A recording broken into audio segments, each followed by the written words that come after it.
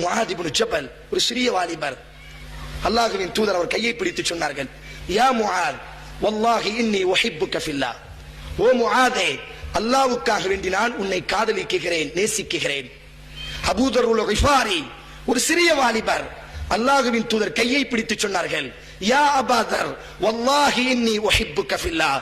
ஓ Abu தர்ரே, அல்லாஹ்வுக்காக வேண்டி நான் உன்னை நேசிக்கிறேன்.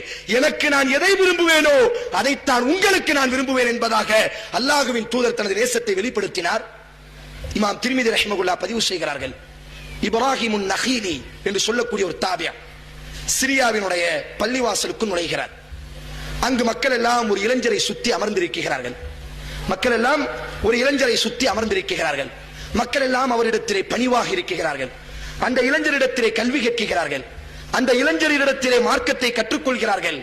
அந்த இப்ராஹிம் கேட்கிறார், யார் இந்த இளைஞர்? எதற்காக வேண்டி இந்த அளவிற்கு இவரை கண்ணியப்படுத்த வேண்டும்? இந்த அளவிற்கு இவரிடத்தில் அப்படி என்ன இருக்கிறது? உடனே அங்கு இருப்பவர்கள் சொன்னார்கள், இவர் இளைஞர் மட்டுமல்ல, இவர் யார் தெரியுமா? முஆத் இப்னு ஜபல் என்பதாக மக்கள் கூறினார்கள். உடனே அடுத்த நாள் லுஹர் தொழுகைக்கு அந்த முஆத் இப்னு ஜபல் ரலியல்லாஹு தஆலா அன்ஹு அடுத்த நாள் லுஹர் தொழுகைக்கு இப்ராஹிம் பின் கலீல் உள்ளே முதன்மையாக லுஹர் தொழுகைக்கு வருகிறார்.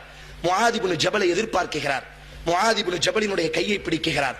வல்லாஹி இன்னி உஹிப்புக ஃபில்லாஹ் யா முஆத், அல்லாஹ்வின் மீது ஆணையாக உங்களை நான் அல்லாஹ்வுக்காக வேண்டி நேசிக்கிறேன். அந்த முஆத் கேட்டார்கள், அல்லாஹ், அல்லாஹ்வுக்காக வேண்டியா? அல்லாஹ், அல்லாஹ்வுக்காக வேண்டியா? நஅம் யா ஸதீகி,